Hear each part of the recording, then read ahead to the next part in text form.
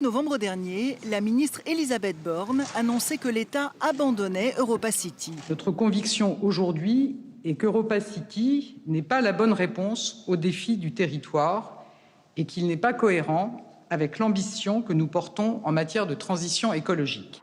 Rayé d'un trait de plume, un projet élaboré depuis 15 ans entre des partenaires privés et publics sur le triangle de Gonesse est-il légal ?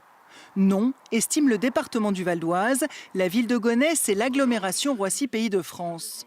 Après avoir exprimé leur colère en novembre, c'est une décision à la fois incompréhensible et inacceptable.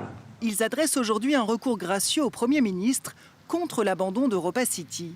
Ils estiment que la décision a été prise sans concertation sérieuse préalable avec les principaux acteurs concernés, au mépris du Code des relations entre le public et l'administration. Autre illégalité invoquée, les motifs d'abandon du projet. Le gouvernement estime qu'Europa City est un centre commercial d'une autre époque. Or, le recours précise, l'espace commercial représente seulement 30% de la surface d'Europa City. Le reste étant consacré aux loisirs, au sport, à la culture.